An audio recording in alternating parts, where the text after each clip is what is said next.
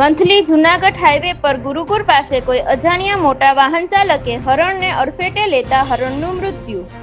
આ હાઈવે પર વહેલી સવારે વાડી વિસ્તારમાંથી અનેક જાનવરો રોડ પર આવી ચડતા હોય છે. ત્યારે આજે વહેલી સવારે અંદાજિત 6 વર્ષીય માદા હરણ રોડ પર આવી ચડતા કોઈ મોટા વાહન દ્વારા હરણ સાથે ટક્કર મારતા હરણનું ઘટના સ્થળે જ મૃત્યુ થયું અને વાહન ચાલક ત્યાંથી પોતાનો વાન લઈ ફરાર.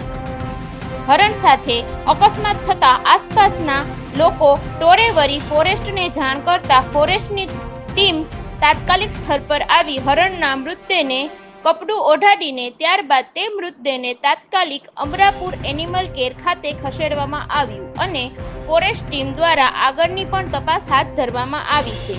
વંથલી પંથકમાં આવી રીતે અનેક વાહન ચાલકો દ્વારા હરણ, નીલગાય જેવા પ્રાણીઓ સાથે અકસ્માત થયાની વિગતો પણ છે.